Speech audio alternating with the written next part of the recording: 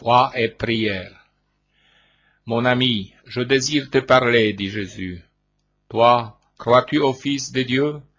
Crois-tu en moi qui te parle? Eh bien, si tu as la foi, tu verras ma puissance. N'ai-je pas toujours opéré des miracles éclatants? J'ai donné la vue aux aveugles, l'ouïe aux sourds, la parole aux muets, j'ai fait marcher les paralytiques, j'ai ressuscité les morts, et je me suis ressuscité moi-même. Crois-tu que maintenant ma puissance soit diminuée?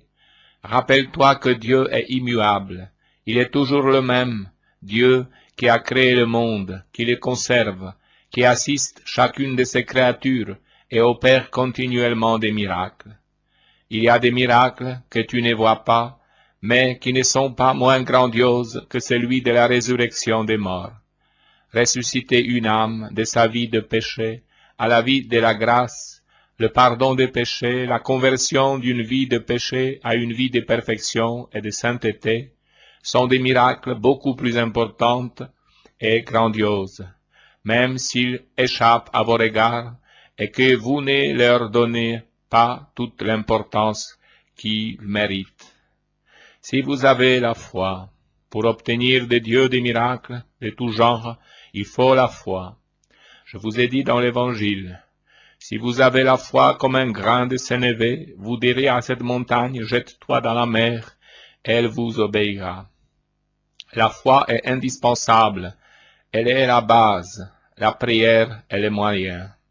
Sans la foi, la prière n'a pas de but, elle n'est pas efficace. Sans la prière, la foi ne s'exprime pas, elle est lettre morte. Elles sont comme deux sœurs inséparables. La foi te fait connaître Dieu, la prière te fait t'adresser à lui. La foi présente à ton esprit les attributs de Dieu, ses qualités. La prière, profitant de ses attributs, ose présenter à Dieu ses besoins et réclamer son secours. La foi te présente le monde gouverné par Dieu dans chacune de ses manifestations naturelles, même si c'est par l'intermédiaire des lois déjà préétablies, mais toujours actuelles, car en Dieu tout est présent. La prière t'élève vers Dieu, afin que tu puisses lui demander que les éléments obéissent constamment à la main prévoyante de Dieu en observant les lois naturelles. En vertu de la prière, tu demandes d'être préservé des cataclysmes, tremblements de terre, ouragans, raz-de-marée, inondations, désastres de tout genre, nuisibles à toi et aux autres. Mais il y a aussi des désastres spirituels qui ruinent les âmes. La foi te les montre par mes paroles, car maintes fois j'ai dit dans l'Évangile, que sert à l'homme de gagner l'univers s'il vient à perdre son âme? Il vaudrait mieux pour celui par qui le scandale arrive, qu'on lui mit une meule de moulin au cou et qu'on le jetât à la mer, plutôt que de scandaliser l'un de mes enfants. Il vaut mieux aller en paradis avec un seul œil, avec une seule main, que d'aller en enfer avec les deux. C'est pourquoi si ton œil te scandalise, arrache-le, si ta main te scandalise, coupe-la. D'abord l'âme. Tu vois, mon ami, comme la foi te découvre la supériorité des choses de l'âme sur celle du corps, et comme elle t'en fait préférer l'importance. Voilà pourquoi tu dois toujours demander d'abord ce qui regarde l'âme, puis ce qui concerne le corps. D'abord le bien de l'esprit, ensuite tout le reste. Ne t'ai-je pas dit à quoi vous sert de posséder le monde entier si vous perdez votre âme? Donc la foi te montre l'importance de la vie éternelle par rapport à la vie présente. Voilà pourquoi je vous ai dit de demander avant tout le salut de l'âme, mon royaume, et ensuite tout le reste. Quand tu te mets à prier, et tu peux prier continuellement si tu m'offres tes actions comme des actes d'amour, ravive ta foi. Vois-moi auprès de toi, opérant avec toi, et n'aie pas peur de demander des miracles. Plus ta foi sera grande, plus ta prière sera fervente et sincère, et plus nombreux et faciles seront les miracles. Ils viendront faire partie de ta vie quotidienne. Là où toi tu ne peux arriver, c'est moi qui y parviens par ma grâce, dit Jésus. Là où tu n'arrives pas dans ton impuissance, c'est ma toute-puissance qui y parvient. Ne crains pas, aie confiance. Crois-tu au Fils de Dieu? Te dis-je encore. Si tu crois, tu verras les fruits de ta foi. Demande et espère contre toute espérance. La seule chose que tu ne dois pas faire est celle-ci. Fixer le jour. Tu ne peux dire au Seigneur, demain exauce-moi. Pour lui, demain ou plus tard, ou l'année prochaine, c'est la même chose. Il sait comment et quand il doit t'exaucer. L'important est que tu aies foi et que tu pries. Te rappelles-tu combien Monique a pleuré pour son Augustin? Enfin, elle a obtenu un miracle éclatant qui honore Dieu et l'Église de tous les temps. Conduis-toi donc ainsi dans la prière, faite avec foi et confiance. Demande toutes les grâces que tu désires, préférant toujours ce qui vaut pour la vie éternelle, et le reste te sera donné par surcroît. Se préparer à la communion. Mon ami, dit Jésus, je veux te suggérer deux choses très importantes. Avant tout, je veux t'enseigner la manière de te bien préparer à la Sainte Communion. Elle est l'acte le plus solennel que tu accomplis au cours de la journée, et même au début de celle-ci, et je voudrais que tu donnes à cette rencontre toute l'importance qu'elle mérite. Je t'en prie, ne sois pas nonchalant dans notre rencontre d'amour. Une épouse qui n'attend pas avec joie son époux de retour à la maison après une journée d'absence ne le rend pas heureux. Je viens à toi après avoir attendu tout un jour et toute une nuit, avec le désir ardent que tu viennes dans mon cœur. Et tu ne veux pas te préparer à y venir? Note bien que je t'ai dit à venir dans mon cœur, car comment peux-tu, toi, contenir le mien qui est digne d'une grandeur infinie? C'est toi qui dois venir dans mon cœur. Moi, je t'attends avec un ardent désir. Maintenant, il faut que tu te prépares, et je t'enseigne la manière. Comme tu l'as fait ce matin, mets-toi en la présence de ma mère et prie-la de toute ton âme de remplir envers toi le délicat office qu'accomplissent les mamans auprès de leurs enfants. Prie-la de rétablir en toi l'ordre intérieur, de te laver des petits manquements quotidiens, de t'orner de ses vertus et de ses mérites, puis récite avec elle les paroles que l'Église place sur ses lèvres, récite l'Angelus Domini, en pensant bien à ce que tu dis. Vois près de toi ton ange gardien. Au moment de la communion, pense qu'une nouvelle incarnation va se produire en toi. C'est moi qui deviendrai chair de ta chair, sang de ton sang. Nous ne ferons qu'un, et la chair et le sang que m'a donné ma maman et que moi je te donnerai opéreront une transformation totale en ton âme. Garde toujours allumés les flambeaux de la foi lorsque tu te prépares à la Sainte Communion. Ne fais pas comme les vierges folles, car la foi est indispensable dans les choses de Dieu. Mets-y d'huile de l'amour et sois sûr que chaque communion ainsi préparée apportera ses bienfaits spirituels. Une communion sans préparation est une insulte et une offense à mon cœur. Sache-le et fais-le connaître. Se préparer à la confession. Mon ami, dit Jésus, le sacrement de pénitence demande lui aussi une préparation. Chaque sacrement est un grand don d'amour de la part de Dieu. C'est un canal qui apporte ou qui augmente en toi cette eau mystérieuse qui s'appelle la grâce. Elle te purifie de tes fautes et te désaltère au point que tu n'as plus soif. Te rappelles-tu ce que je dis à la Samaritaine? Je te donnerai à boire une eau telle qu'en la buvant tu n'auras plus soif pour l'éternité. Telle est l'eau mystérieuse de la grâce qui se communique à vous par l'intermédiaire des sacrements reçus en de bonnes dispositions. La pénitence est l'un de ces sacrements. Je l'ai moi-même institué, car après ma résurrection, j'ai donné à mes apôtres la mission d'aller à travers le monde et de pardonner les péchés. Pardonner les péchés est une œuvre divine, seul Dieu peut les pardonner. C'est pourquoi mes ministres me représentent et agissent selon mon commandement.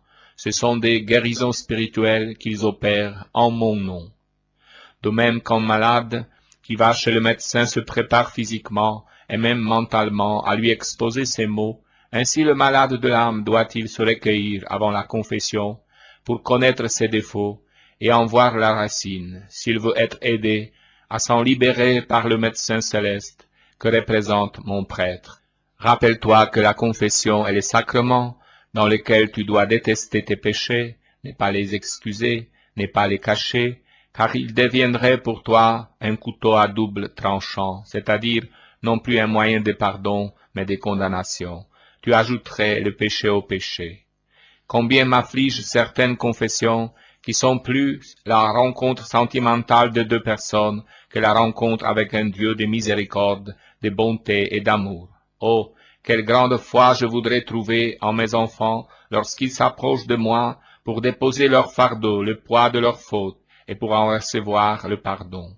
Certains s'approchent de la confession préoccupés surtout de cacher leurs défauts et impatients de faire connaître leurs vertus.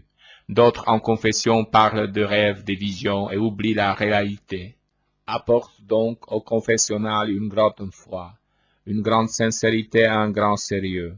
Écoute les paroles du prêtre et expose-lui la résolution que tu as l'intention de prendre, ou bien écoute ce que lui-même te suggère. Reçois l'absolution en pensant qu'à ce moment-là, le sang que j'ai versé sur la croix tombe sur toi pour te purifier. Ne gaspille pas ce sang, je t'en prie. Invite ton bon ange à t'éclairer, car l'ange des ténèbres est sans cesse auprès des confessionnaux pour empêcher que la confession ne porte des fruits. Faites ceci en mémoire de moi. Le geste de la communion, nous les vivons facilement. Que nous les posions à l'ancienne en ouvrant la bouche, ou que nous tendions notre main, de toute façon, nous recevons une hostie que nous mangeons. Parfois même, nous arrive-t-il de boire au calice. Que se passe-t-il dans la tête de chacun de ceux qui posent ce geste si simple? Quelle interprétation se donne-t-il de l'Eucharistie? En cette conférence, je voudrais aider à chacun à clarifier ses propres idées sur l'Eucharistie. Je ne prétends pas donner ici un catéchisme complet sur ce sacrement. Plus modestement, nous cherchons à faire comprendre deux choses. En premier lieu, la célébration de l'Eucharistie n'est pas une simple allégorie qui permettrait de mimer indéfiniment un geste important de Jésus. La plus modeste célébration de l'Eucharistie est un événement qui rend vivant pour nous les grands événements de la croix et de la résurrection du Seigneur Jésus. Cet événement est en lien avec tous les événements de nos vies. En deuxième lieu, le mot mémoire, qui est ici employé, n'a rien à voir avec nos mémoriaux qui sont de simples rappels à la mémoire. Ici, le mot mémorial a carrément le sens d'actualisation. Il nous rend présents à la scène, à la croix, au tombeau vide du Seigneur vivant aujourd'hui. Une histoire de l'Eucharistie. En effet, l'Eucharistie a une histoire. Elle n'est pas apparue un beau jour comme par magie. Elle a même une préhistoire grâce à laquelle elle plonge ses racines au plus lointain du temps, aux origines mêmes. La préhistoire de l'Eucharistie n'est rien de moins que l'amour même de Dieu. Cet amour a voulu créer l'homme, et la Genèse nous raconte comment Dieu modela à partir d'un peu de glaise le corps du premier homme. L'amour de Dieu n'a jamais voulu entériner la rupture que l'homme voulut établir entre lui-même et son Dieu. Dieu fait tout pour se réconcilier l'homme. Il fait tout jusqu'à se faire homme. Le Fils de Dieu prend pour lui, grâce à Marie, une individualité humaine, un corps d'homme. C'est ici que nous entrons dans l'histoire de l'Eucharistie. Histoire ancienne. Au temps des Gaulois, au temps des antiques Romains, apparut en Palestine un certain Jésus. Très vite, la foi chrétienne reconnut en lui le Fils même de Dieu fait homme. Vrai Dieu et vrai homme. Tellement vrai de part et d'autre que ce Jésus pourra dire « Qui m'a vu a vu le Père ». C'est ici que commence l'Eucharistie proprement dite. C'est ici en effet que commence à vivre le corps de Jésus.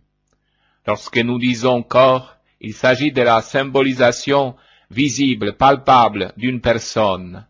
Voici que vient de naître le corps qui est le symbole de la deuxième personne de la Sainte Trinité. C'est ici que commence l'unique sacrifice chrétien. Si sacrifice signifie rendre sacré, combien ce sacrifice est-il unique, puisqu'il s'agit ni plus ou moins, ni moins de la divinisation de l'humanité de Jésus. Si sacrifice signifie offrande douloureuse de soi, c'est à la crèche que commence le sacrifice de Jésus, puisque ici Dieu entre totalement dans une existence humaine, dont nous savons qu'elle ne peut se terminer que par la mort. Nul ne prend ma vie, mais c'est moi qui la donne, et je l'ai donnée en venant au monde. Car le Fils de Dieu ne retint pas jalousement le rang qui l'égalait à Dieu, mais il s'est anéanti jusqu'à la mort et la mort de la croix. Lettre aux Philippiens 2, 7 à 8. La scène. Au moment de la scène, Jésus nous dit en clair son intention de toujours, l'intention même de Dieu. Si Dieu s'est fait homme, ce n'est pas pour rencontrer et sauver seulement ses compatriotes contemporains. C'est bien pour rencontrer et sauver tous les hommes. Aussi, au soir du jeudi saint, il prend du pain et du vin, quoi de plus simple, et il dit que désormais le rôle que jouait son corps, rendre présent Dieu même, serait tenu par le pain et le vin, sur lesquels seraient prononcées les paroles mêmes qu'il vient de prononcer. Mais ce n'est qu'après Pâques que les disciples donnèrent à cette annonce tout son poids. En effet, au lendemain du jeudi saint, le corps de Jésus est crucifié. Mais 3 jours après, ce même corps ressuscite. Désormais, le corps de Jésus, son humanité, possède toutes les prérogatives divines. Il n'est plus esclave ni de la matière, ni de l'espace, ni du temps. Il peut rencontrer tout homme qui ne le refuse pas. Il peut se rendre intérieur à tout homme. C'est alors que peut commencer l'histoire contemporaine de l'Eucharistie. Histoire contemporaine. Aujourd'hui, nous, chrétiens de ce temps, nous avons 2 choses à accomplir. Nous avons à célébrer l'Eucharistie dans la communauté des croyants. C'est par elle que nous sommes chrétiens, ce qui veut dire du Christ. Nous nous donnons à lui parce que d'abord il se donne à nous, comme nourriture et boisson, pour que nous devenions lui. À partir de nos célébrations, c'est notre corps même qui devient corps du Christ, notre corps individuel et notre corps social d'Église. D'où notre deuxième responsabilité. Elle consiste à nous engager auprès de tous les hommes. Si pour nous le pain et le vin consacrés sont les signes efficaces de la réelle présence de Jésus au milieu de nous et en nous, il ne faudrait pas en conclure que nous sommes l'élite privilégiée, jouissant des droits dont les autres seraient privés. L'incroyant aussi reçoit de Dieu un signe palpable de sa présence pour lui. Quel est ce signe?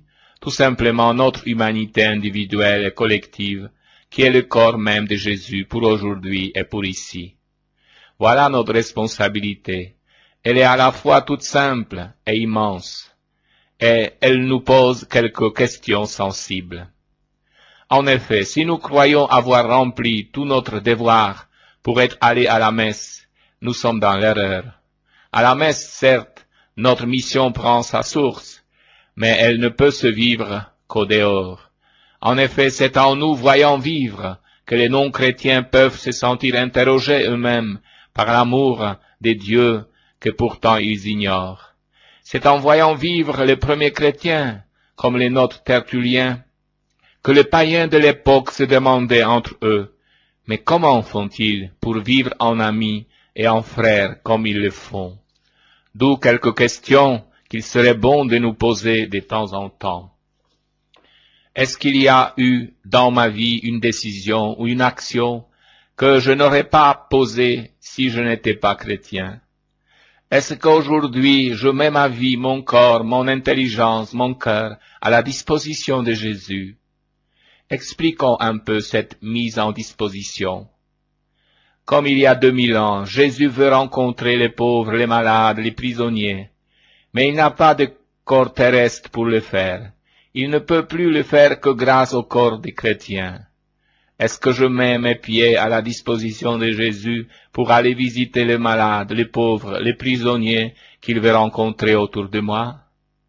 Comme il y a 2000 ans, Jésus veut aujourd'hui comprendre et aimer tous les hommes. Mais il n'a plus d'intelligence terrestre, de cœur terrestre pour le faire. Est-ce que je mets mon intelligence et mon cœur à la disposition de Jésus pour aimer et comprendre ceux que Jésus veut comprendre et aimer autour de moi? Voilà pourquoi Jésus a révolutionné toute religion en remplaçant tous les codes, toutes les exigences par un seul commandement dont Jésus nous dit qu'il est double. Aimer Dieu au point de me livrer à lui pour qu'il devienne plus moi-même que moi-même. Aimez vos frères afin d'être auprès d'eux la présence aimante de Dieu. Eucharistie et événement. L'Eucharistie est devenue une institution à laquelle on réserve une place même dans des célébrations où elle n'a souvent rien à faire, étant donné la déchristianisation de notre société. Jour de l'armistice, fête de la mer, commémorations diverses. L'Eucharistie est l'incarnation. L'Eucharistie est un événement en lien étroit avec autre événement qui fut l'incarnation. Le Fils de Dieu Jésus, homme pour Dieu et pour les autres, se rend pour toujours présent au milieu des hommes, dans le pain et dans du vin. Ceci est mon corps, ceci est mon sang. C'est vrai, Dieu prend pour corps du pain et du vin. Cela veut dire qu'il exprime extérieurement sa personne dans du pain et du vin. Jusqu'à l'institution de l'Eucharistie, il exprimait sa personne dans le corps qu'il avait reçu de Marie, sa mère, et de l'Esprit Saint. Le Verbe s'était fait chair. Ce fut le premier événement. Le Dieu invisible se donnait à voir, à entendre, à toucher, dans un homme en tout semblable aux autres hommes. Dieu s'exprimait dans un homme. Pour Dieu être Dieu, c'était devenir homme. Jésus pouvait dire à Philippe, « Qui me voit, voit le Père ». L'Eucharistie est un autre événement. Maintenant Jésus peut dire, « Qui voit ce pain et ce vin consacré par la parole, me voit ». Sous ces signes, la foi reconnaît la présence réelle du Christ mort et ressuscité. On ne peut pas séparer, bien qu'il convienne de les distinguer, l'événement de l'Eucharistie de l'événement de l'incarnation. L'Eucharistie est la vie de Jésus. On ne peut pas non plus séparer l'événement de l'Eucharistie de tous les événements qui ont fait la vie passée de Jésus. Dans l'Eucharistie, Jésus se livre aux hommes en communion. Or, toute sa vie, il a été un homme de communion. Il a même été, pourrait-on dire, l'homme communion, l'homme en parfaite et continuelle communion avec son Père et avec ses frères. Sa nourriture était de faire la volonté de son Père. Depuis son baptême par Jean-Baptiste, il s'est fait solidaire de ses frères les hommes. Il s'est réjoui avec le marié de Cana, il a pleuré avec la veuve de Naïm, il a rendu leur dignité à des prostituées, il s'est fait tout à tous. Et pour finir, il a accepté de donner librement sa vie pour ceux qui les tuaient. En instituant l'Eucharistie, il rend grâce à son Père d'être livré, et il choisit de se livrer sous les signes du pain et du vin pour demeurer éternellement l'homme communion. Et quand il dit « Faites cela en mémoire de moi », ce qu'il nous demande, c'est d'être comme lui, des hommes et des femmes de communion. Il nous rend capables en nous donnant son corps à manger et son sang à boire. Son corps et son sang de ressuscité, ne l'oublions pas. En vérité, on ne peut pas séparer l'événement de l'Eucharistie communion de toute la vie de Jésus, qui fut communion, ni d'ailleurs de la nôtre, dont il nous demande de faire une communion. L'Eucharistie est la croix. Celui qui dit « Ceci est mon corps, ceci est mon sang », est celui qui, dans quelques heures, va être crucifié. On ne peut séparer l'événement de l'Eucharistie de l'événement de la croix. C'est parce qu'il va mourir de communion sur la croix pour avoir aimé son Père et ses frères jusque-là, que Jésus peut se donner en communion sous les signes du pain et du vin pain brisé comme son corps sur la croix, vin versé comme son sang. L'événement futur de la croix est présent dans l'événement de l'Eucharistie, et il l'est pour toute la suite des temps, chaque fois qu'est célébrée l'Eucharistie. On ne peut donc pas séparer l'événement de l'Eucharistie de l'avenir de Jésus, ni de son avenir de crucifié, ni de son avenir de ressuscité. Le corps et le sang qu'il livre à chaque Eucharistie sont son corps et son sang d'homme ressuscité, passé en Dieu, totalement transfiguré. Il est présent en nous et en nous tout en échappant aux lois qui régissent notre espace et notre temps. L'événement de l'Eucharistie est inséparable de l'événement de la résurrection. L'événement de l'Eucharistie opère une fracture. Quand Jésus l'institue, il est dans une fracture de sa vie. Il est en face des forces hostiles qui vont introduire une fracture dans son existence, la fracture de la mort. Ces forces hostiles sont des forces de non-communion. Jésus les affronte librement. Il les domine et en triomphe en se donnant librement à elles en communion. À ceux qui les font souffrir et le tuent, il se donne, il leur fait don de ce qu'il a de plus précieux, sa vie. C'est la manière la plus haute et la plus forte d'exprimer sa communion avec eux et de les rendre eux-mêmes capables un jour de communion. Les croyants, comme tous les hommes, connaissent tôt ou tard une fracture dans leur vie. Deuil, chômage, séparation, maladie. Cette fracture est d'une manière ou d'une autre une non-communion, révolte contre Dieu, ressentiment ou haine envers les autres. Dans cette fracture, l'Eucharistie peut se présenter à eux comme un événement de communion qui les aidera à ne pas douter de l'amour du Père et à ne pas cesser d'aimer leurs frères. La fracture deviendra communion.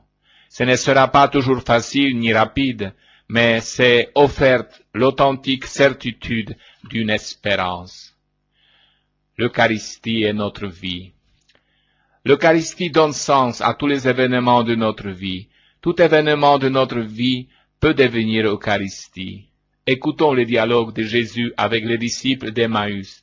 Il lui raconte les événements tragiques qui viennent de se passer à Jérusalem. L'arrestation de Jésus puis sa mise à mort. Ils sont désespérés. Ils le sont parce qu'ils restent à la surface des événements. Jésus va leur en révéler la profondeur. Ce qui apparaît comme une défaite, un fiasco, est une victoire. Il fallait qu'un homme vive en communion avec Dieu, avec ses frères, comme Jésus l'a fait. Il fallait qu'un homme ne doute pas de Dieu comme l'avaient fait Adam et Ève, brisant ainsi la communion. Il fallait qu'un homme n'ait pas de haine pour son frère, comme l'avait fait Caïn. Il fallait qu'un homme exauce le désir de son Créateur en étant à chaque instant de sa vie un homme communion. Aimer jusqu'au bout. Il s'agit de l'amour de Dieu pour les hommes. Nous savons jusqu'où cet amour a conduit notre Dieu. À genoux, le jeudi saint, devant ses disciples, il leur lave les pieds. Oui, Dieu lave les pieds de ses disciples. Le lendemain, vendredi saint, Jésus meurt sur la croix. Dieu meurt sur la croix. Un soldat transperça son côté et il coula du sang et de l'eau. Cette blessure finale dans les côtés du Christ reste, à cause de Saint Jean qui nous la raconte, le symbole insurpassable de l'amour de Dieu pour nous. Elle donnera naissance à toute la symbolique du cœur du Christ, depuis le haut Moyen-Âge jusqu'à la ferveur contemporaine envers le cœur du Christ, en passant par les Sacré-Cœurs des Paray-les-Moniales, en passant aussi par le Christ miséricordieux de Łagiewnicki près de Cracovie et Sainte Sœur Faustine. Pour nous aujourd'hui, le cœur du Christ peut être un puissant révélateur de la vraie nature de notre foi. Nous ne cherchons pas désespérément à nous hisser jusqu'à la divinité, comme le firent les hommes religieux de tous les temps. Le chrétien, tout à l'inverse, accueille humblement l'incroyable descente de Dieu au plus profond de l'histoire des hommes. Nous croyons en un Dieu qui s'est fait homme et qui s'est abaissé jusqu'à notre mort. Nous croyons en un Dieu qui n'a pas voulu nous éblouir par sa sagesse infinie, mais qui est venu nous envelopper de son amour. Au cœur de Jésus, nous pouvons joindre l'image du Père de l'enfant prodigue. Paradoxalement, c'est lorsque nous croyons à l'amour de Dieu que nous sommes au plus près de sa vérité. Chemin de pauvreté, d'humilité, de service, de partage avec les pauvres. La foi chrétienne, c'est Dieu qui veut saisir toute notre vie pour la rendre semblable à lui. Et nous savons qu'il n'a pas d'autre identité que l'amour. Et nous savons qu'il est l'amour miséricordieux. Expérience humaine de l'amour. L'homme aime, et c'est ce qui le distingue de tous les autres êtres vivants. Il aime où il est, qu'il le veuille ou non. Dans ce monde, seul l'homme aime, car penser à leur manière les animaux et les ordinateurs le font aussi bien, voire mieux que lui, mais on ne peut affirmer qu'ils aiment. L'amour serait dès l'origine présent au fond du cœur de tout homme. Il se situerait bien avant la pensée organisée, et l'on pourrait ainsi pasticher la phrase de Descartes en disant « J'aime, donc je suis ». L'amour est un don. Comment notre existence a-t-elle commencé? Enfant, nous avons reçu de nos parents les dons de notre vie. C'est à partir d'eux que nous avons existé, que nous avons pu vivre, nous réaliser et aimer à notre tour. Cette existence reçue a été un don absolument gratuit que nous n'avions pas mérité, et pour cause que nous n'avons jamais pu rendre à nos parents qui nous l'avaient offert. Tout au plus avons-nous pu ou pourrons-nous transmettre ce don gratuit à notre tour à nos enfants, à leur tour tout à fait indépendamment de nous et à leur seule initiative, ils pourront les transmettre à leurs propres enfants, nos petits-enfants.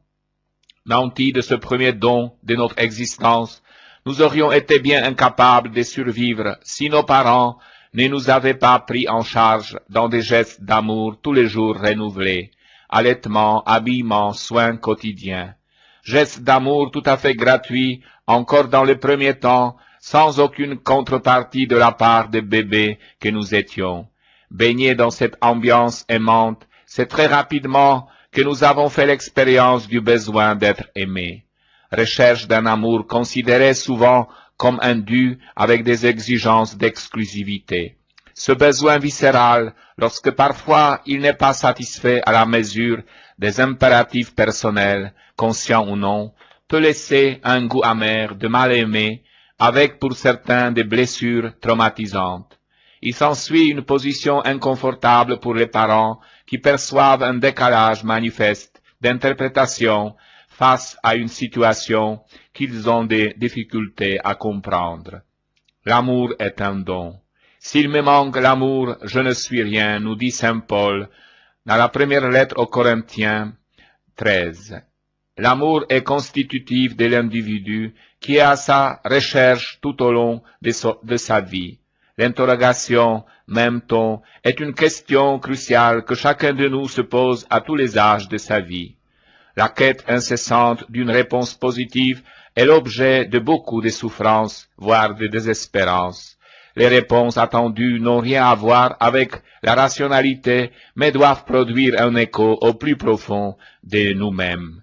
L'amour n'a pas de limite. Il est capable de provoquer bien des dépassements, de produire bien des renoncements. Combien de mères n'ont jamais abandonné leurs fils malgré les crimes dont ils étaient accusés? Combien d'épouses restent par amour et au-delà de toute logique auprès de maris qui les délaissent ou les bafouent? Combien de bénévoles se sacrifient pour soulager les misères des autres alors qu'ils n'ont rien à en attendre en retour? Et pour chacun de nous, ne sommes-nous pas surpris parfois par ces élans de cœur dont nous ne savons d'où ils viennent et encore plus interrogatifs de voir jusqu'où ils sont capables de nous mener? Malheureusement, la haine, qui est le triste corollaire de l'amour, est capable de provoquer les mêmes dépassements chez les individus. Certains, avec la même force, seront capables de rejeter les autres, de les jalouser, de les torturer moralement ou physiquement, parfois jusqu'à la mort. L'amour recherche d'un manque. Il peut arriver que nous recherchions chez ceux que nous aimons quelque chose que nous n'avons pas eu et qui nous manque. Ainsi, des parents qui disent aimer leurs enfants bâtissent parfois des grands projets pour eux. Mais en fait, n'est-ce pas pour reporter sur leur progéniture ce qu'ils n'ont pu accomplir par eux-mêmes, en quelque sorte trouver en eux ce qui leur a manqué? Il est souvent difficile à un adulte de se retirer, d'abandonner une partie de son pouvoir pour laisser plus de place aux adolescents afin de ne pas les empêcher d'exister par eux-mêmes. De même, lorsqu'une attirance se fait jour entre deux êtres, une passion s'enflamme, car chacun découvre chez l'autre certaines richesses différentes de celles qu'il possède. Dans cette première phase, de découverte en découverte, se profile une apparence de fusion par laquelle les deux ne feraient plus qu'un, mais complet cette fois. Or, toute fusion se révèle bien sûr impossible. Survient alors le déclin de la lune de miel et la déception d'un rêve interrompu. Du complément qui nous a illusoirement comblés pendant un certain temps, nous en arrivons à une lassitude. Un manque nouveau apparaît, et l'on parle de tiédissement avec la crainte d'un échec pour cette union. Un amour plus vrai. Le salut de ces couples déçus ne peut venir que d'une grande découverte. Il est temps pour eux de découvrir que l'amour n'a de valeur que si nous acceptons d'apporter gratuitement à l'autre quelque chose pour lui-même et non pour combler notre propre désir. Apporter gratuitement, c'est-à-dire sans exiger un retour. Cette mission est impossible parce que, comme le dit les psychologues, nous sommes ainsi faits que tout acte humain a besoin pour exister d'une motivation et d'une récompense. Pour tout acte purement humain, c'est certain, mais le choix de la gratuité n'est-il pas le chemin à emprunter, chemin semé d'escarpements et d'embûches, certes, mais seul passage pour aller avec l'aide du Seigneur vers un amour plus calme et plus serein? Cette expérience humaine de l'amour ne peut-elle nous laisser entrevoir une image de ce que peut être l'amour divin dans sa gratuité, sans exigence aucune des contreparties et sans limitation de quelque sorte? Quant à la réponse à notre même ton, ce n'est que lorsque nous saurons la certitude de la réalité et de la profondeur de cet amour divin à notre égard que nous en sortirons apaisés. La religion du cœur. Depuis le commencement, au premier livre de la parole, où l'on entend l'appel déchirant du Seigneur qui se met à la recherche de l'homme, « Adam, où es-tu » Livre de Genèse 3:9, jusqu'au dernier chapitre de l'ultime révélation, où il est écrit par l'auteur à la fin, « Viens Seigneur Jésus », on peut relever une histoire du développement de la religion du cœur. Cette histoire parallèle à la religion de la loi et qui culmine en Jean chapitre 19 semble s'effacer dans les siècles suivants. En fait, elle s'enracine dans la piété chrétienne grâce notamment aux exégètes du Cantique des Cantiques. Puis elle se laisse étouffer par la marée scolastique jusqu'au moment où la docilité d'une religieuse visitandine, Sainte Marguerite Marie, rouvrira la source perdue et invitera tous les chrétiens à se retrouver au calvaire à l'heure du coup de lance. C'est la partie scripturaire de cette histoire que je voudrais retracer brièvement ici. Vocable. Il y a dans la parole, tout le monde le sait, des contes et des chroniques. Il y a aussi des récits et des discours que l'on a tenu à conserver pour l'édification des générations futures. Ce divers textes sont faits de mots, des silences aussi parfois, des mots plus souvent concrets que savants, des mots venus de l'expérience humaine, comme fils, roi, pays, peuple, ville, maison. Les traducteurs aidés par les informaticiens ont pu compter et comparer les emplois de ce mot selon les auteurs, les genres littéraires ou les époques. Les mots que j'ai cités ci-dessus appartiennent à l'Ancien Testament et y sont les plus fréquemment employés. Dans le Nouveau Testament, on trouverait beaucoup plus de verbes comme dire, venir, croire, voir. Le mot qui nous intéresse ici, cœur, et ses équivalents, est typique de la littérature prophétique qu'un lecteur assidu de la parole de Dieu n'aura pas de mal à situer en face de la littérature légaliste, c'est-à-dire en réaction contre cette dernière. À ce sujet, on peut faire remarquer que c'est un livre prophétique, le Deutéronome, qui clôt la Torah, la loi, et que c'est l'évangile de Jean, le plus prophétique de 4, qui clôt les récits sur la vie de Jésus. Au moment où s'éteint le temps des prophètes, lors de la déportation à Babylone, la méditation des psaumes sur les rives des fleuves de cette même Babylone, psaume 137, et l'on peut joindre au psaume le cantique des cantiques, maintient vivant les acquis du Deutéronome, Osée et Jérémie, les grandes voies de la religion du cœur.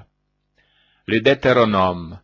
Quand on découvre le Deutéronome à Jérusalem vers 621 avant Jésus-Christ, c'est une révélation stupéfiante pour le roi Josias et son entourage.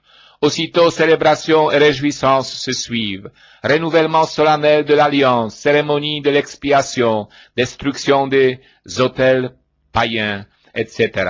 Si bien que l'oraison funèbre du pieux roi reprendra simplement le terme de l'alliance. Il n'y avait pas eu avant lui un roi qui, comme lui, revint au Seigneur de tout son cœur, de tout son être et de toute sa force. Deuxième livre de Rois 23-25.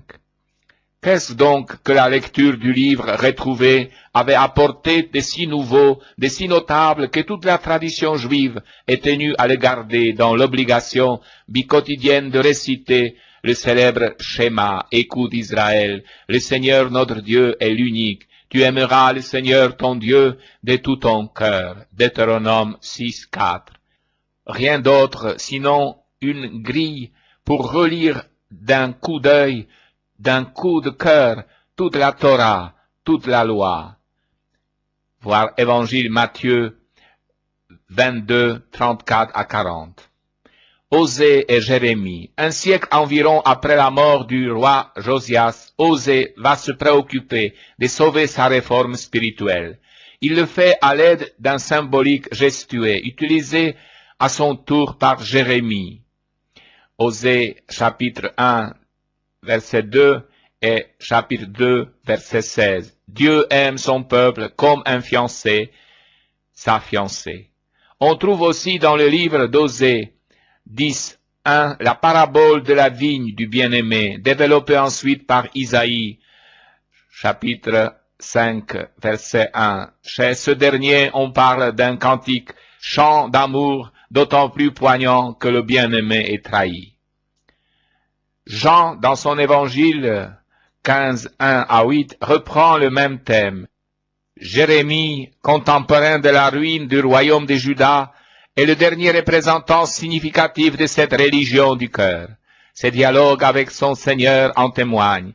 S'il souffre des malheurs du peuple choisi, chapitre 19 du livre de Jérémie, versets 7 à 9, il se réjouit de l'avenir pressenti, annoncé, attendu. Chapitre 31, versets 31 à 33, et chapitre 32, verset 39.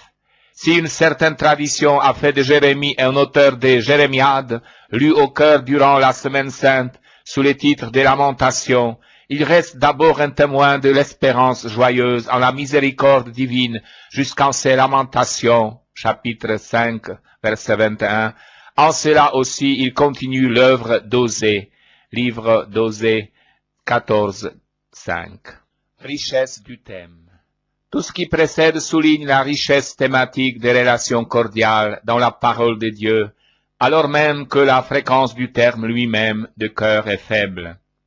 Mais ce n'est pas la multiplicité des occurrences qui fait ici, et souvent ailleurs tout autant, la richesse de ce thème. Ce sont les harmoniques multipliées et les variations au sens musical. C'est surtout la dernière image de Jésus laissée aux disciples par Jean au pied de la croix. Il est temps d'en venir à cette scène pour ne jamais l'oublier. Jean 19, 34. Rappelons-nous ce qui précède les Golgotha. Le dernier repas avec les 12 a eu lieu la veille et les souvenirs des dernières recommandations qui suivirent le chant n'est point encore effacé de la mémoire de ceux qui furent les convives de Jésus. Ces paroles nous introduisent non pas tant à la contemplation du côté ouvert qu'à la réactivation de tout ce qui a précédé et que synthétise cette image, cette vision majeure. Ce qui, dans l'évangile de Jean, a précédé, c'est d'abord l'entretien avec Nicodème et la révélation faite alors de l'amour infini du Père. Évangile de Jean 3, 16 à 17. Puis le dialogue avec la femme de Samarie et l'annonce de l'effusion de l'Esprit. Enfin, la promesse de l'eau vive. Chapitre 7, verset 38. Pour ne pas oublier ce qui a suivi, gardons en mémoire le bref dialogue des retrouvailles de Jésus avec Marie-Madeleine au matin de Pâques. Maria, Rabboni, car il s'agit bien de la même Marie qui a vu les coups de lance et du même cri de foi dans son Rabboni. Ils verront celui que l'on a transpercé.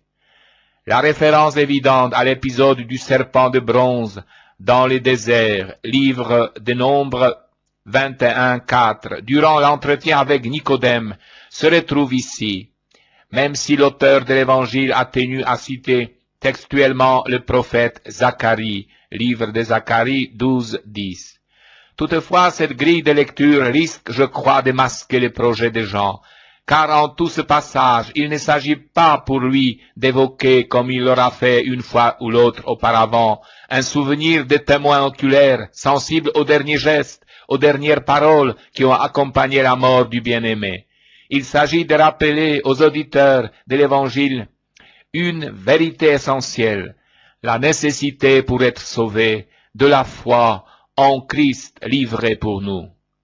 Chez Jean, en effet, voir le Christ est équivalent à croire en lui, reconnaître sa véritable personnalité de Fils de Dieu. Sinon, notre regard croisera le Fils de l'artisan de Nazareth, un point c'est tout.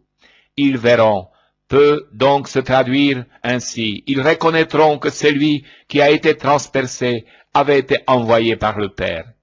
Ce n'est donc pas sur le cœur de Jésus que se porte l'attention, mais sur le regard du croyant appelé à proclamer, comme Thomas, Évangile de Jean 20, 28, « Mon Seigneur et mon Dieu ».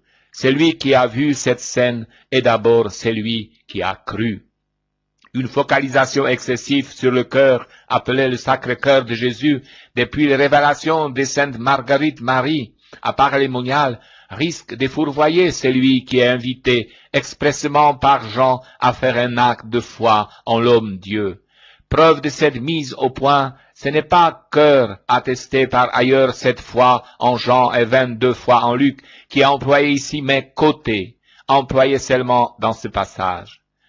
Quant à Thomas, invité un peu plus loin par les ressuscités à entrer, il est bien dit qu'il voit et que cela suffit pour que sa foi éclate. Reste que notre regard ne peut plus désormais ignorer les révélations de la sainte visitandine de Paray-le-Monial. L'eau et le sang qui s'écoulent de la plaie aux côtés sont communiqués aux voyants, croyants, en signe de salut pour le monde. Osons donc franchir un seuil invité par Jésus lui-même et entrons toujours plus profondément dans les côtés ouverts du crucifié pour y lire avec une confiance inébranlable l'amour infini de notre Dieu et Seigneur. Le Sacré-Cœur, avec Sainte Catherine de Sienne, le cœur rénové par le cœur christique, elle s'interroge sur les secrets du cœur brisé, afin que vous voyiez que je vous ai aimé plus que ne le pouvait montrer la souffrance finie, celle de la passion.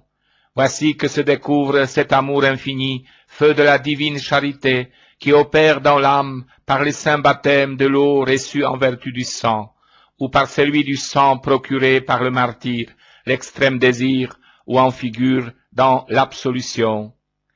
L'élan ainsi initié par le génie féminin, dont cette dévotion reste l'apanage, même si le rôle d'acteur masculin comme Jean Eudes ou Claude la Colombière s'avérera décisif, se déploie à l'époque moderne, mais avec un singulier changement de régime. La réforme protestante ayant en effet brisé la cohésion religieuse et sociale de l'Europe, adhérer à une église est désormais un acte public et la manifestation publique d'une dévotion qu'est la liturgie devient capitale pour en assurer la diffusion dans le peuple chrétien. Jean Eudes l'aura compris dès 1672. Marguerite Marie, mieux encore, qui en 1675 va couler cette dévotion dans les mots et les catégories politiques de son temps. C'est en souverain, en effet, que Jésus se présente à elle, ayant sur toute chose un souverain domaine. Or, contre la sainteté inflexible de ce roi, le peuple s'est révolté pour l'accabler de mépris et d'ingratitude. La justice requiert propre et implacable châtiment, mais la menace peut en être conjurée par la révélation du Sacré-Cœur, second médiateur entre Dieu et les hommes, qui, produisant derechef les effets de la rédemption, est le dernier effort de la miséricorde divine. Nous sommes au bord du précipice. La paisible bourgade de Paris est sise en effet dans une province où prospèrent les Huguenots et qui narguent l'Eucharistie avec insolence. Le peuple paroissial se livre sans retenue au désordre du carnaval et il n'y a rien à attendre des couvents qui brillent par une tiédeur exemplaire. On reconnaît là les préoccupations de la réforme catholique qui, en France, veut s'attaquer à la médiocrité générale. De ces offenses, les souverains exigent réparation d'honneur et amende honorable, procédure juridique de jadis où les coupables se rétractent publiquement, aveu infamant que le prince offensé accepte en lieu et place de châtiment. Aussi, Marguerite Marie est-elle appelée comme victime à donner satisfaction, suppléant ainsi les victimes qui devraient être sacrifiées à l'intransigeante justice divine. L'ordre du monde bafoué par les pécheurs est donc rétabli, un nouveau règne, celui du Sacré-Cœur, peut triomphalement s'imposer. Ces vocabulaires juridiques et politiques déterminent les rapports spirituels entre le Christ, maître et époux, elle-même épouse et servante, ou les autres hommes, les sujets. Ainsi lié à des institutions et une symbolique sur le déclin, ce langage devient rapidement anachronique. Aussi, le XVIIIe siècle, il lira à tort les témoignages d'une affectivité débridée, le cœur désignant non plus le siège de la volonté, mais l'effusion du sentiment et le plaisir, le délectable, en lieu et place de la volonté souveraine. Par ailleurs, Paray-le-Monial ne renonce pas au projet d'une société chrétienne où tous les pouvoirs seraient assujettis à l'autorité spirituelle. Cette ambition d'une hiérocratie planétaire réalisée dans le règne social du Christ que prônera le Père Ramière dans la réforme qu'il donnera à l'apostolat de la prière, puis le Père Matthéo, apôtre de l'intronisation du Sacré-Cœur dans les familles, enterra la conscience catholique. Nostalgie tenace d'un ordre du monde révolu, teinté d'apocalyptisme et opposé à la modernité, d'ailleurs dénoncé par Pie IX, autant que mirage d'un ordre mondial régénéré selon les vœux de Léon XIII, Benoît XV et Pie XI. Il faudra attendre Faustine Kowalska, qui dès 1934, à partir de la Pologne, propage le culte de la miséricorde divine pour dégager la dévotion au cœur transpercé de l'hypothèque politique et lui rendre sans ambiguïté sa fécondité proprement spirituelle. L'Eucharistie, mystère lumineux. Il leur expliqua dans toute l'Écriture ce qui les concernait. Évangile de Luc 24, 27. Le récit de l'apparition de Jésus ressuscité aux deux disciples d'Emmaüs nous aide à relever un premier aspect du mystère eucharistique qui doit toujours être présent dans la dévotion du peuple de Dieu. L'Eucharistie, mystère lumineux. En quel sens peut-on le dire et quelles sont les implications qui en découlent pour la spiritualité et pour la vie chrétienne? Jésus s'est qualifié lui-même de lumière du monde, évangile de Jean 8, 12. Et cette caractéristique est bien mise en évidence par des moments de sa vie tels que la transfiguration et la résurrection, où sa gloire divine resplendit clairement. Dans l'Eucharistie, au contraire, la gloire du Christ est voilée. Le sacrement de l'Eucharistie est le mystère de la foi, par excellence. C'est donc précisément à travers le mystère de son enfouissement total que le Christ se fait mystère lumineux, grâce auquel le croyant est introduit dans la profondeur de la vie divine. Ce n'est pas sans une heureuse intuition que la célèbre icône de la Trinité de Roublev place de manière significative l'Eucharistie au centre de la vie trinitaire. L'Eucharistie est lumière avant tout parce que, à chaque messe, la liturgie de la parole de Dieu précède la liturgie eucharistique, dans l'unité de deux tables, celle de la parole de Dieu et celle du pain du ciel.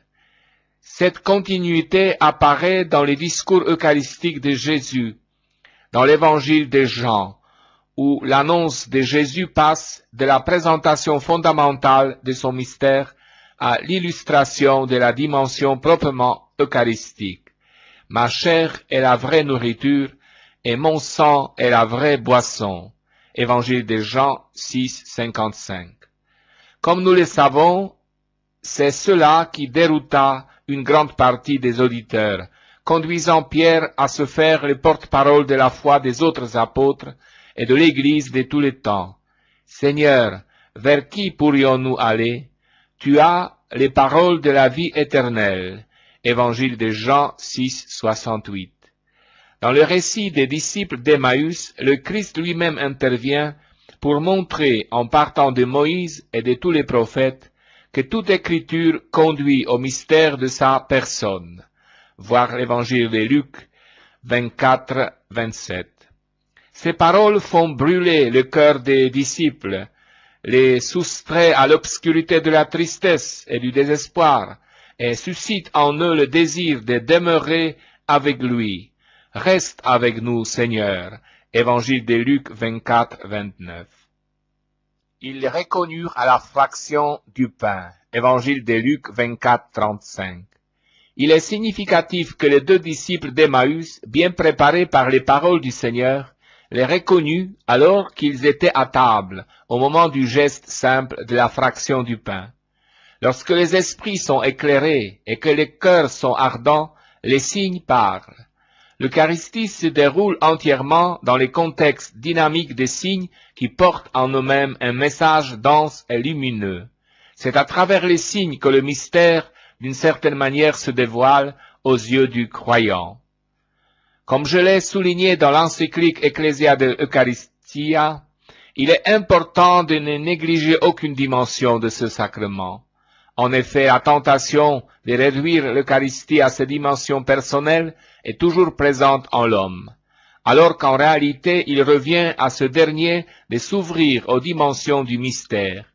L'Eucharistie est un don trop grand pour pouvoir supporter des ambiguïtés et des réductions. La dimension la plus évidente de l'Eucharistie est sans doute celle du repas. L'Eucharistie est née au soir de Jeudi Saint, dans le contexte du repas pascal. Elle porte donc, inscrit dans sa structure même, l'essence de la convivialité. Prenez, mangez, puis prenant la coupe, il la leur donna en disant, buvez-en tous. Évangile de Matthieu 26, 26. Cet aspect exprime bien la relation de communion que Dieu veut établir avec nous et que nous devons nous-mêmes développer les uns avec les autres. On ne peut toutefois oublier que le repas eucharistique a aussi, et c'est primordial, un sens profondément et avant tout sacrificiel. Le Christ nous y présente à nouveau les sacrifices accomplis une fois pour toutes sur les Golgotha. Tout en y étant présent comme ressuscité, il porte les signes de sa passion, dont chaque messe est le mémorial, ainsi que nous le rappelle la liturgie dans l'acclamation après la consécration. Nous proclamons ta mort, Seigneur Jésus, nous célébrons ta résurrection, nous attendons ta venue dans la gloire. En même temps, tandis qu'elle qu'elle rend présent le passé, l'Eucharistie nous tourne vers l'avenir de l'ultime retour du Christ à la fin des temps. Cet aspect eschatologique donne au sacrement eucharistique une dynamique qui met en marche et qui donne au cheminement chrétien les souffles de l'espérance. Je suis avec vous tous les jours. Évangile de Matthieu 28-20. Toutes ces dimensions de l'Eucharistie se rejoignent dans un aspect qui, plus que tous les autres, met notre foi à l'épreuve, à savoir celui du mystère de la présence réelle. Avec toute la tradition de l'Église, nous croyons que sous les espèces eucharistiques, Jésus est réellement présent. Il s'agit d'une présence qui, comme l'a bien expliqué le pape Paul VI, est dite réelle, non par exclusion, mais parce qu'en vertu de cette présence, le Christ tout entier se rend substantiellement présent dans la réalité de son corps et de son sang. C'est pourquoi la foi nous demande de nous tenir devant l'Eucharistie avec la conscience que nous sommes devant le Christ lui-même. C'est sa présence même qui donne à toutes les autres dimensions, repas, mémorial de la Pâque, anticipation eschatologique, une signification qui va bien au-delà d'un pur symbolisme. L'Eucharistie est mystère de présence, par lequel se réalise de manière éminente la promesse de Jésus de rester avec nous jusqu'à la fin du monde. Célébrer, adorer, contempler. L'Eucharistie est un grand mystère, mystère qui doit avant tout être bien célébré. Il faut que la messe soit placée au centre de la vie chrétienne et que dans chaque communauté, on fasse tout son possible pour qu'elle soit célébrée de manière digne, dans le respect des normes établies, avec la participation du peuple, y associant des divers ministres dans l'exercice des tâches qui leur incombent, avec une sérieuse attention au caractère sacré du chant et de la musique liturgique. Il convient tout particulièrement aussi bien dans la célébration de la messe que dans les cultes eucharistiques hors de la messe de développer une vive conscience de la présence réelle du Christ, en prenant soin d'en témoigner par les tons de la voix, par les gestes, par les mouvements, par les comportements tout entiers. À cet égard, les normes rappellent, et j'ai eu moi-même l'occasion de le rappeler récemment, l'attention qui doit être portée au moment de silence dans la célébration comme dans l'adoration eucharistique. En un mot, il est nécessaire que les ministres et les fidèles traitent l'Eucharistie avec un très grand respect. La présence de Jésus dans les tabernacles doit constituer comme un pôle d'attraction pour un nombre toujours plus grand d'âmes pleines d'amour pour lui et capables de rester longuement à écouter sa voix et à entendre presque le battement de son cœur. Goûtez et voyez, le Seigneur est bon. Psaume 33, 9. En cette année, puise l'adoration eucharistique en dehors de la messe constituer un souci tout spécial des communautés paroissiales et religieuses. Restons longuement prosternés devant Jésus présent dans l'Eucharistie, réparant ainsi par notre foi et notre amour les négligences, les oublis et même les outrages que notre Sauveur doit subir dans de nombreuses parties du monde. Dans l'adoration, puissions-nous approfondir notre contemplation personnelle et communautaire, en nous servant aussi de textes de prière, toujours imprégnés par la parole de Dieu et par l'expérience de nombreux mystiques anciens ou plus récents.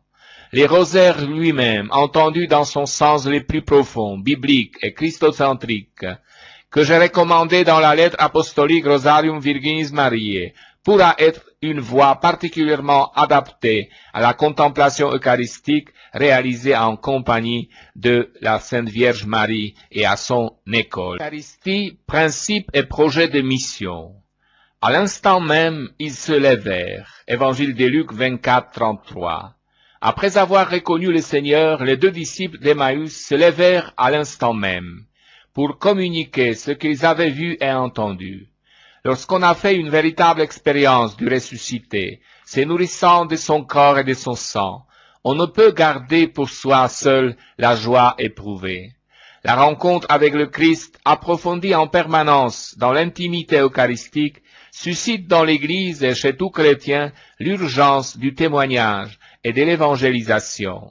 Je l'ai précisément souligné dans l'homélie où j'ai annoncé l'année de l'Eucharistie, me référant aux paroles de Paul.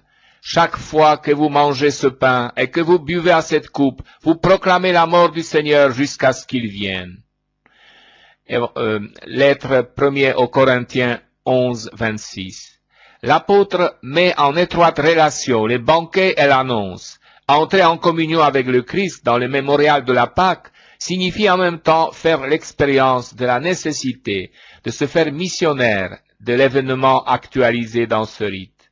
L'envoi à la fin de la messe, de chaque messe, constitue une consigne qui pousse les chrétiens à s'engager pour la diffusion de l'Évangile et pour l'animation chrétienne de la société. Pour une telle mission, l'Eucharistie ne procure pas seulement la force intérieure, mais aussi en un sens le projet. Elle est en effet une manière d'être qui de Jésus passe chez les chrétiens, et par le témoignage de ce dernier vise à se répandre dans la société et dans la culture.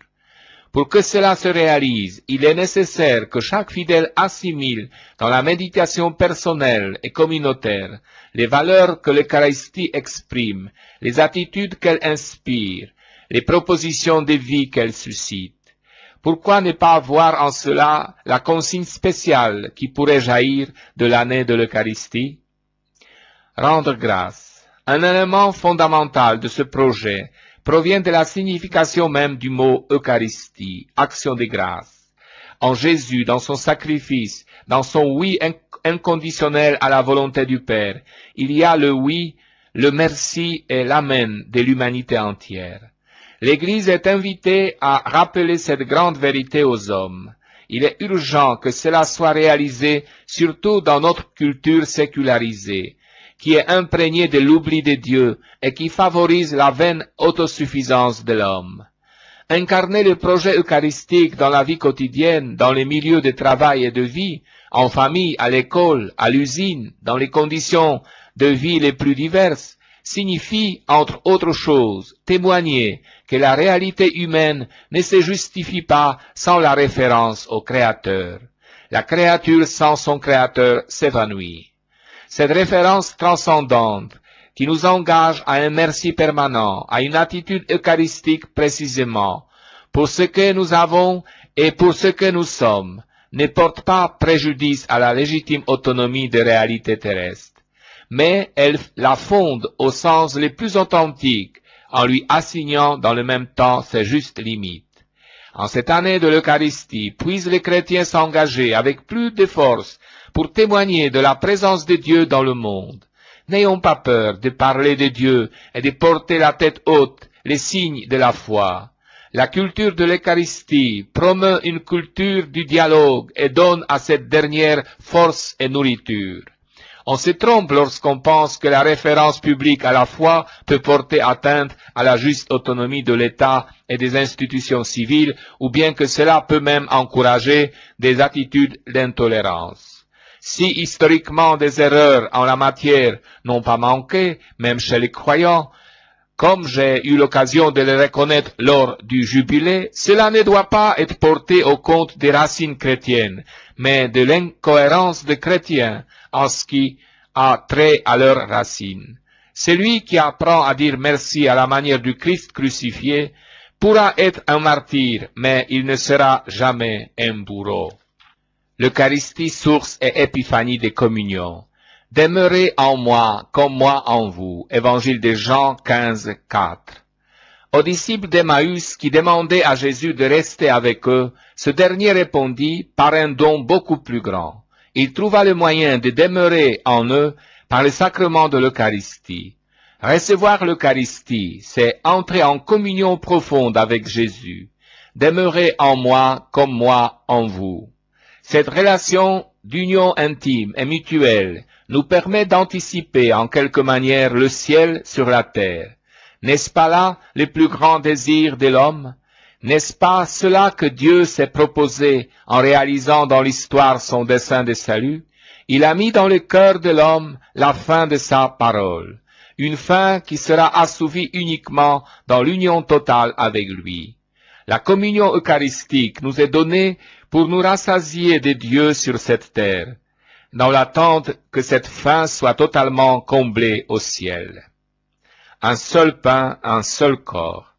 Mais cette intimité spéciale qui se réalise dans la communion eucharistique ne peut être comprise d'une manière appropriée ni pleinement vécue hors de la communion ecclésiale. C'est ce que j'ai maintes fois souligné dans l'encyclique Ecclesia de Eucharistia. L'Église est le corps du Christ. On chemine avec le Christ dans la mesure où on est en relation avec son corps. Le Christ pourvoit à la création et à la promotion de cette unité grâce à l'effusion de l'Esprit Saint. Et lui-même ne cesse de la promouvoir à travers sa présence eucharistique. En effet, c'est précisément l'unique pain eucharistique qui fait de nous un seul corps. L'apôtre Paul l'affirme, parce qu'il n'y a qu'un seul pain, à plusieurs nous ne sommes qu'un seul corps, car tous nous participons à ce pain unique. Première lettre aux Corinthiens 10, 17. Dans les mystères eucharistiques, Jésus édifie l'Église comme communion, selon le modèle suprême évoqué dans la prière sacerdotale. Comme toi, Père, tu es en moi et moi en toi, que aussi soit un en nous, afin que le monde croie que tu m'as envoyé. Évangile de Jean 17, 21. Si l'Eucharistie est source de l'unité ecclésiale, elle en est aussi la plus grande manifestation. L'Eucharistie est épiphanie des communions. C'est pour cela que l'Église pose des conditions pour pouvoir prendre part de manière plénière à la célébration eucharistique. Les diverses restrictions doivent nous pousser à prendre toujours plus conscience de tout ce qu'exige la communion à laquelle Jésus nous appelle. Il s'agit d'abord de la communion hiérarchique, fondée sur la conscience des différents rôles et ministères, et continuellement confirmée aussi dans la prière eucharistique par les mentions du pape et de l'évêque diocésain. Il s'agit ensuite de la communion fraternelle, nourrie par une spiritualité de communion, qui nous pousse à des sentiments d'ouverture réciproque, d'affection, de compréhension et de pardon. Un seul cœur et une seule âme. Les Actes des Apôtres 4, 32. Lors de chaque messe, nous sommes appelés à nous confronter avec l'idéal de la communion que le livre des Actes des Apôtres donne comme modèle pour l'Église de toujours. C'est l'Église rassemblée autour des apôtres, convoquée par la parole de Dieu, capable d'un partage qui ne concerne pas uniquement les biens spirituels, mais aussi les biens matériels. En cette année de l'Eucharistie, le Seigneur nous invite à nous rapprocher le plus possible de cet idéal, que soit vécu avec un engagement particulier les moments déjà suggérés par la liturgie pour la messe stationnale, où l'évêque célèbre dans sa cathédrale avec ses prêtres et ses diacres, avec la participation du peuple de Dieu dans toutes ses composantes. Là réside la principale manifestation de l'Église. Mais il sera louable de déterminer d'autres occasions significatives, même au niveau des paroisses, pour que l'essence de la communion grandisse, en puisant dans la célébration eucharistique une ferveur renouvelée. Les jours du Seigneur. En cette année, je souhaite tout particulièrement qu'on s'engage de manière spéciale pour redécouvrir et vivre pleinement les dimanches comme jour du Seigneur et jour de l'Église. Je serais heureux si l'on méditait à nouveau ce que j'ai écrit dans la lettre apostolique Dies Domini. En effet, c'est justement lors de la messe dominicale que les chrétiens revivent avec une intensité particulière l'expérience faite par les apôtres réunis les soirs de Pâques lorsque le ressuscité se manifesta devant eux. Voir Jean, évangile de Jean 20, 19. Dans ce petit noyau de disciples, prémices de l'Église, se trouvait présent d'une certaine façon le peuple de Dieu de tous les temps. Durant cette année de grâce, les prêtres, dans leur engagement pastoral, auront une attention encore plus grande pour la messe dominicale, en tant que célébration au cours de laquelle la communauté paroissiale se retrouve d'un seul cœur, y voyant aussi la participation habituelle de divers groupes, mouvements, associations qui y sont présents. Vous tous les fidèles, redécouvrez les dons de l'Eucharistie comme lumière et force pour votre vie quotidienne dans le monde, dans l'exercice de votre profession et dans les situations les plus diverses. Redécouvrez-le surtout pour vivre pleinement la beauté et la mission de la famille. Enfin, j'attends beaucoup de vous, les jeunes, tandis que je vous rappelle les rendez-vous de la journée mondiale de la jeunesse à Cologne. Le thème choisi, nous sommes venus pour l'adorer, Évangile de Matthieu 2:2, peut vous suggérer de manière particulière l'attitude juste pour vivre cette année eucharistique. Dans votre rencontre avec Jésus caché sous les espèces eucharistiques, apportez tout l'enthousiasme de votre âge, de votre espérance, de votre capacité à aimer. Les exemples des saints sont devant nos yeux. Dans l'Eucharistie, ils ont trouvé la nourriture pour leur chemin de perfection. Combien de fois n'ont-ils pas versé des larmes d'émotion en faisant l'expérience d'un si grand mystère? Et combien de fois n'ont-ils pas vécu des heures indicibles de joie sponsale devant les sacrements de l'autel? Par-dessus tout, que la Sainte Vierge, qui a incarné dans toute son existence la logique de l'Eucharistie, nous aide. L'Église, regardant Marie comme son modèle, est appelée aussi à l'imiter dans son rapport avec ce mystère très saint. Le pain eucharistique que nous recevons est la chair immaculée du Fils. En cette année de grâce, puisse l'Église, soutenue par Marie, trouver un nouvel élan pour sa mission et reconnaître toujours davantage dans l'Eucharistie la source et le sommet de toute sa vie. Le dimanche. Pour combien parmi nous le dimanche demeure-t-il le jour du Seigneur? Pour combien même parmi ceux qui se disent chrétiens, le dimanche est-il régulièrement marqué par la participation à la messe paroissiale? Essayons de rafraîchir nos convictions, sans rien mépriser de ce que le dimanche peut nous apporter. Retrouvons la foi dans le jour du Seigneur. Expérience fondatrice.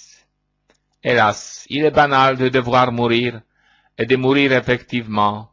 C'est une épreuve très cruelle pour quiconque de subir dans son corps et son esprit cette dislocation brutale de l'être humain. Quelle que soit la manière rationnelle ou religieuse de l'expliquer, c'est toujours une rupture au cœur de l'être. En prenant la condition des hommes, celui qui était de condition divine savait quelle en était l'issue. Durant sa passion, il commence à ressentir frayeur et angoisse, et il dit à ses disciples, « Mon âme est triste à mourir. » Évangile de Marc 14, 33-34.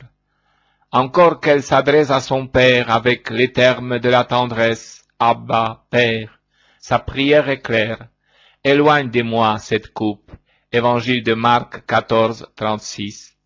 Sur la croix, son appel est un vrai cri d'homme. C'était un vendredi.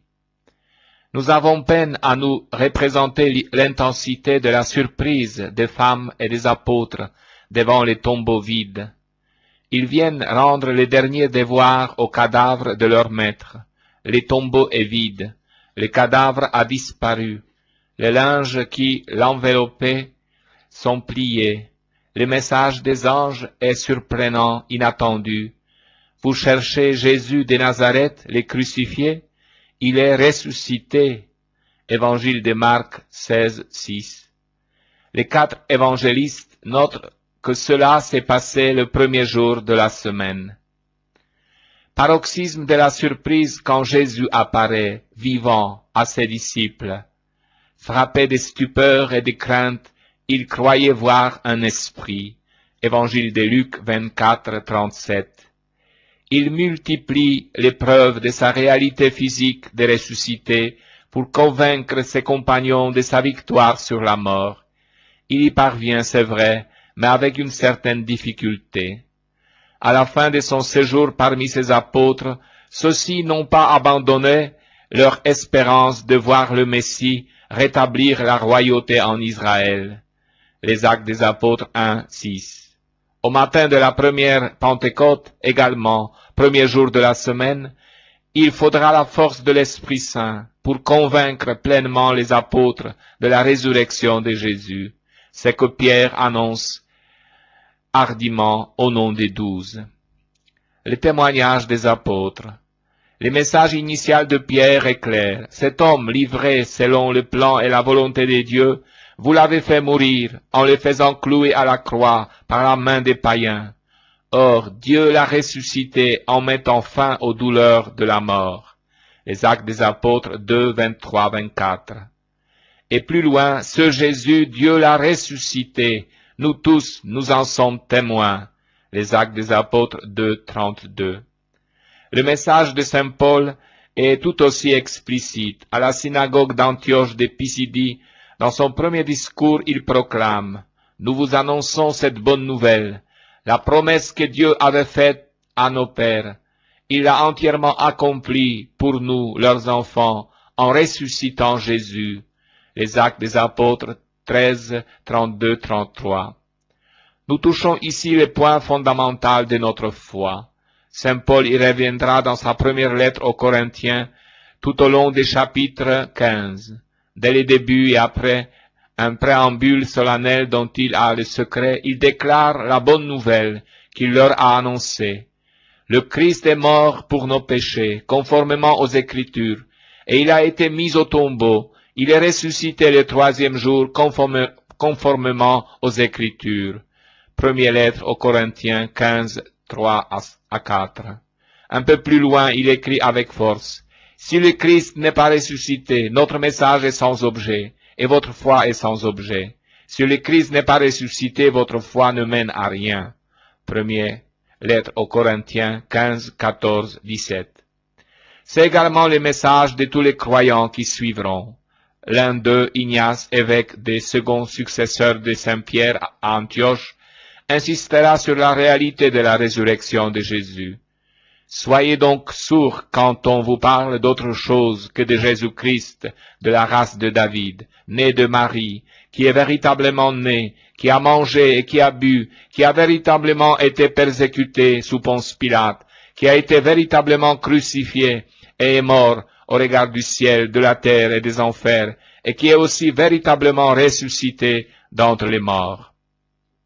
Au cœur de notre foi, c'est l'invitation que les évêques de France nous ont adressée en novembre 1996. Le second chapitre de la lettre porte ce titre « Allez au cœur de la foi ».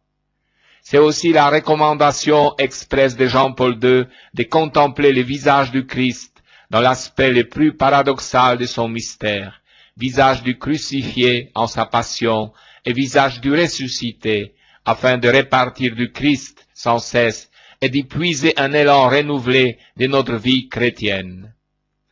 Et les dimanches, c'est un peu apparent en français, mais en latin, c'est le dies dominica. En italien, c'est tout simplement la domenica, c'est-à-dire le jour du Seigneur, et le jour du Seigneur ressuscité, le jour de la résurrection. Au début de notre ère, pour nos premiers frères chrétiens, les dimanches n'étaient pas chômés, c'était un jour de travail comme les autres.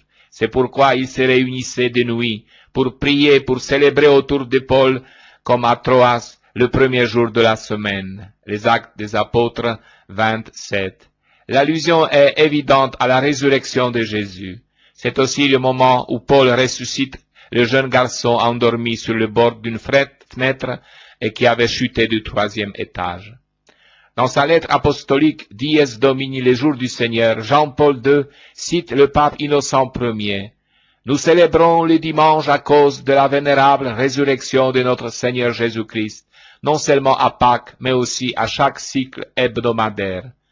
Dans sa constitution sur la liturgie, Concile Vatican II rappelle que l'Église célèbre le mystère pascal en vertu d'une tradition apostolique qui remonte au jour même de la résurrection du Christ. Tel est l'objectif de la célébration du dimanche pour les chrétiens que nous sommes. Depuis l'empereur Constantin, le dimanche est jour de repos. Il est resté dans notre civilisation occidentale, mais il n'est pas chômé dans les pays des traditions musulmanes ni en Israël. Pourtant, le dimanche demeure pour les chrétiens le jour où ils sont convoqués à faire mémoire du ressuscité. Faire mémoire. Comme tous les hommes, les chrétiens sont exposés au risque de perdre mémoire, d'oublier les raisons qui fondent l'originalité de notre dimanche. Pour résister à ce péril, le remède est simple. Nous souvenir ensemble de Jésus ressuscité et recharger notre mémoire vive. Concile Vatican II nous le rappelle. Ce jour-là, les fidèles doivent se rassembler pour que, Entendant la parole de Dieu et participant à l'Eucharistie, ils se souviennent de la passion, de la résurrection et de la gloire du Seigneur Jésus et rendent grâce à Dieu qui les a régénérés pour une vivante espérance par la résurrection de Jésus-Christ d'entre les morts.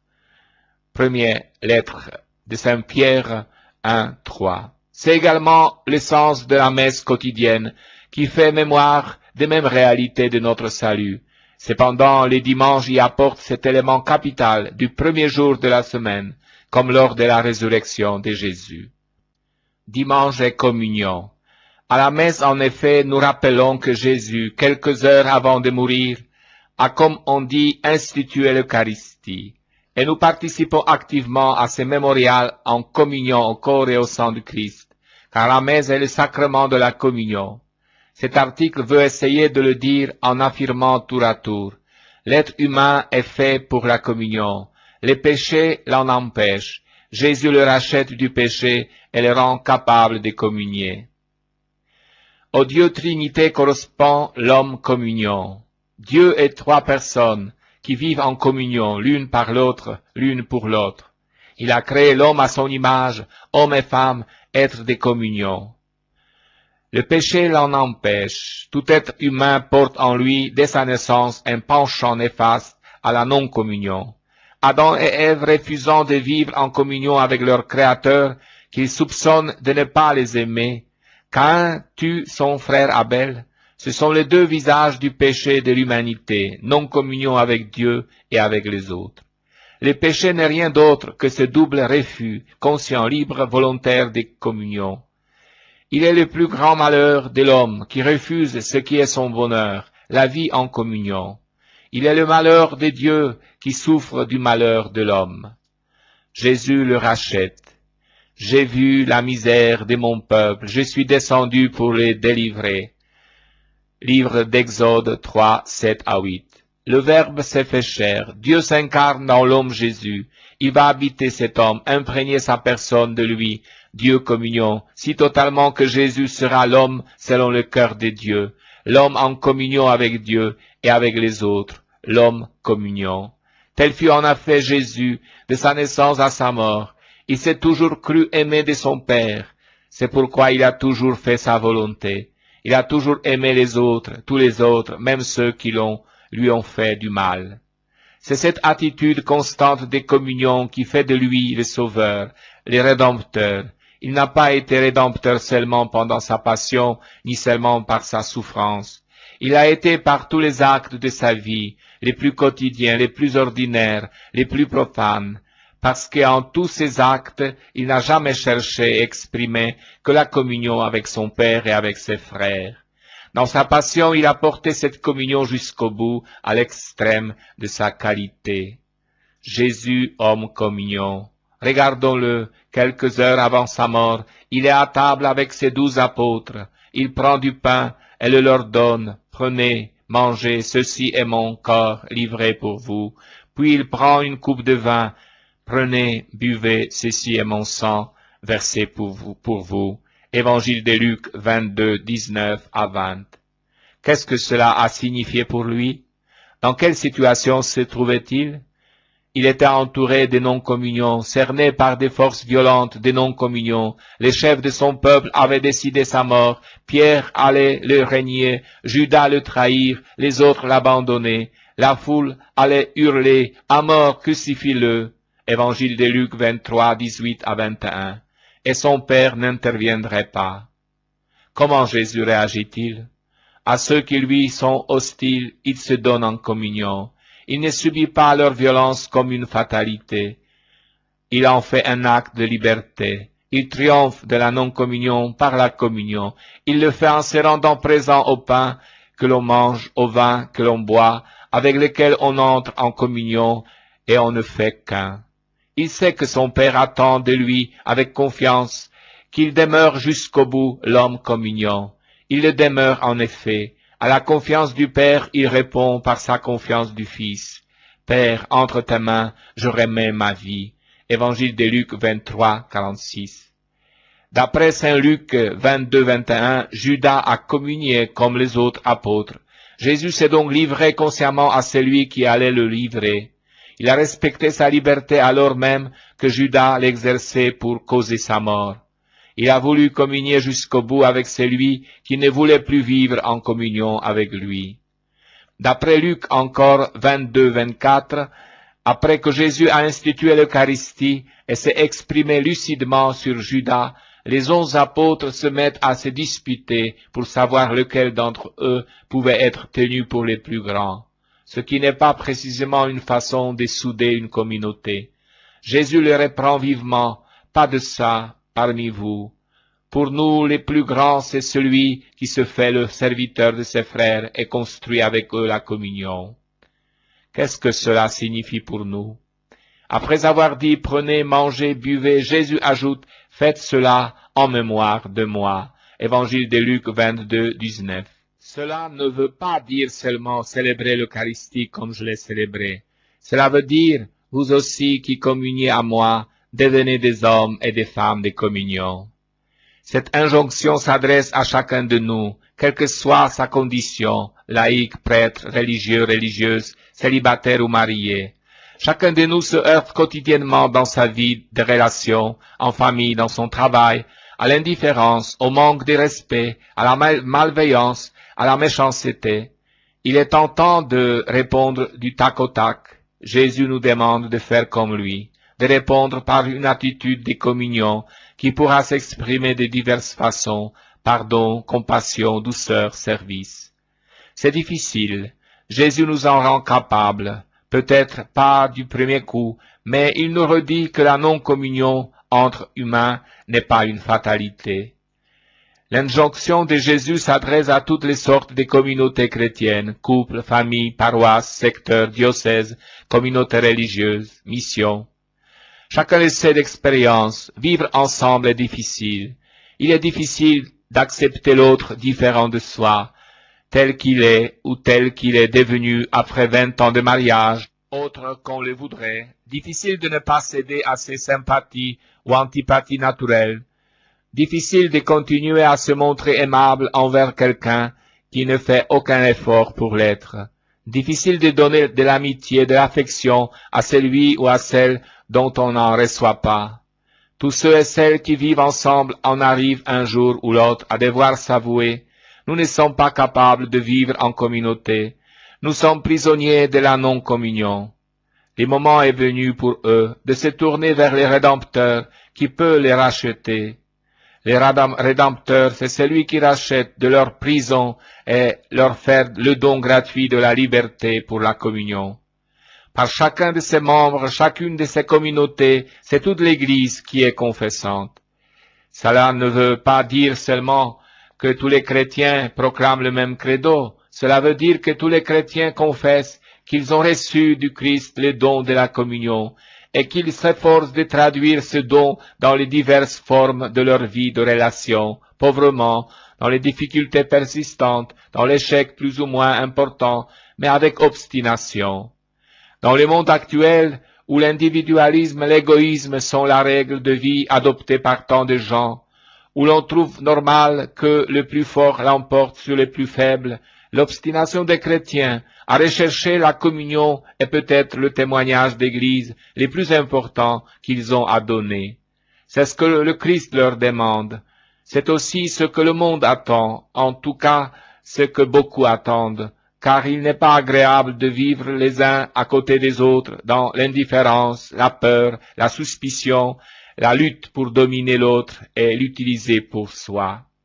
Le monde a besoin que des hommes et des femmes, comme tout le monde, lui disent et lui redisent, par leur vie et leurs paroles, que la non-communion n'est pas une fatalité, que la communion est possible parce qu'un homme l'a vécu et en a fait don à l'humanité. Ainsi, le jour du Seigneur, le dimanche, est fait pour célébrer la résurrection du Christ qui inaugure les temps nouveaux. En participant à l'Eucharistie, les chrétiens sont unis au Christ mort et ressuscité. Tout en poursuivant leur vie terrestre, ils sont dès maintenant dans le repos du royaume des cieux, comme le déclare l'Épître aux Éphésiens 2:6. Avec le Christ, Dieu nous a ressuscités et fait asseoir aux cieux dans le Christ Jésus. vivre selon l'Esprit Saint et rendre grâce. Baptisés, nous l'avons été un beau jour et nous le sommes une fois pour toutes. Baptisés, nous avons aussi à le devenir à chaque instant avec la force de l'Esprit. Baptisés, nous sommes tous responsables dans l'Église et chacun a une place à tenir dans la mission. Rendons grâce, le Seigneur nous choisit et nous envoie chacun personnellement. Accueillir les dons de Dieu. Notre première responsabilité est d'entretenir la lumière reçue au jour du baptême et d'accueillir chaque jour les dons de la foi. Demandons au Seigneur d'augmenter en nous la foi afin que nous soyons des fidèles ambassadeurs du Christ dans toutes les circonstances de nos vies. Et comment annoncer le Christ si nous ne devenons pas toujours plus familiers de sa parole par la pratique régulière de la messe du dimanche? Comment être savoureux pour les autres si nous n'avons pas faim de sacrement? Comment aller à la rencontre des autres sans se laisser conduire par l'Esprit Saint à la rencontre du Christ Jésus? Dieu, dans son amour infini, nous rend capables de donner notre vie en toute liberté. Vivre selon l'Esprit, se faire serviteur. L'Esprit se tient au plus intime de nous-mêmes. Cherchons à découvrir notre désir le plus profond. C'est là que l'Esprit nous appelle. Écoutons-le. L'Église ne peut accomplir sa mission que si nous lui donnons notre concours. Chaque baptisé a une place à tenir. Demandons la clairvoyance, le discernement, afin d'entendre les appels qui rejoignent notre désir, d'y répondre et apporter ainsi notre pierre à la vitalité de l'Église. Toute responsabilité, modeste ou importante, est à vivre comme un service. Service de la communauté, service de l'évangélisation, service de l'amour et de l'attention aux plus pauvres. Qu'importe la tâche, la mission est toujours confiée. Nous ne sommes que des intendants. Avoir un bien en gérance, c'est accepter de rendre des comptes, d'évaluer la manière de vivre la responsabilité. C'est accepter de ne pas en faire une affaire personnelle.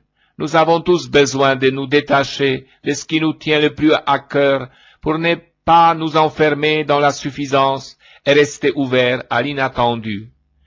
Les responsabilités engendrent du pouvoir humain spirituel.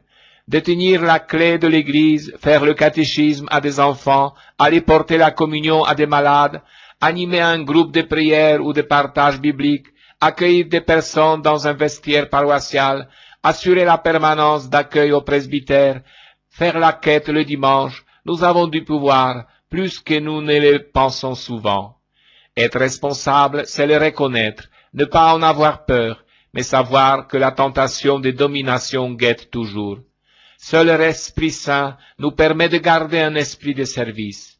Cela tient beaucoup au regard que l'on porte sur les personnes, regard qui est reconnaissance, respect, appel à grandir, à devenir responsable, envisager l'autre et non le dévisager ou le juger. Dans ma responsabilité, j'ai le pouvoir de faire naître ou non une avancée de chacun vers Dieu. Si l'Esprit Saint est présent au plus intime de nous, il nous précède toujours dans le cœur de ceux que nous rencontrons. Il nous y dévance, il nous y attend, c'est lui le maître de la rencontre. Avec lui, nous pourrons passer de la domination au service et à l'accueil de l'autre. Choisir le Christ à chaque instant de nos vies. Fréquenter le Christ, nourrir sa foi, rayonner et devenir contagieux, c'est notre responsabilité de croyants. Et en toutes circonstances, garder confiance. Le Christ n'a-t-il pas promis de nous envoyer son esprit et de nous accompagner chaque jour jusqu'à la fin des temps? Qu'en est-il donc avec mon rendez-vous dominical avec Jésus? Obligation morale qui rend libre puisqu'elle évite de remettre à l'ordre du jour la question du choix tous les dimanches. L'invitation m'est faite et aussi de l'ordre de la convocation puisqu'elle est adressée aussi à d'autres. Elle peut être aussi de l'ordre de la provocation en tant qu'elle me fait sortir de moi-même pour aller vers les autres et vers Dieu. J'aime finalement cette obligation qui me fait dire oui librement à l'invitation à rencontrer mes frères pour célébrer Jésus-Christ. L'ambiance du week-end, l'attrait du farniente, une formation chrétienne un peu lointaine ont vite raison du dimanche moderne au point de lui faire perdre sa signification profonde, authentiquement évangélique. Il est donc urgent pour beaucoup de nous préoccuper des convictions qui animent notre pratique du jour du Seigneur, de nous soucier du motif profond de notre foi, de nous employer à revisiter notre mémoire pour en faire surgir le visage victorieux de Jésus ressuscité. Chaque dimanche, tous les chrétiens sont invités à se souvenir du moment où la vie du ressuscité a fait irruption dans leur existence au baptême, puis à la confirmation et à la première participation à l'Eucharistie. Jésus-Christ ressuscité pourrait apparaître extérieur à la vie des hommes comme un prototype unique et inaccessible. La foi au Christ ressuscité trouve au baptême le moment de la transfusion de la vie de Jésus ressuscité en nous, car s'il est ressuscité, c'est en vue de nous faire partager sa vie divine. Dans ces contextes, le souvenir de nos défunts prend une toute autre signification. Ce n'est plus la tristesse qui domine, c'est l'espérance à la réalisation de la promesse de Jésus, « Je le ressusciterai au dernier jour ». Nous avons ainsi à cultiver en nous cette expérience que la créature sans son Créateur s'évanouit, et à réorienter notre vie en faisant place à celui qui est à la fois origine et but ultime de notre existence. Un jour par semaine, davantage consacré à cela n'est sans doute pas de trop, car ce retournement intérieur n'est pas si facile quand nous aimerions tellement être notre propre maître et décider par nous-mêmes des chemins qui conduisent au bonheur.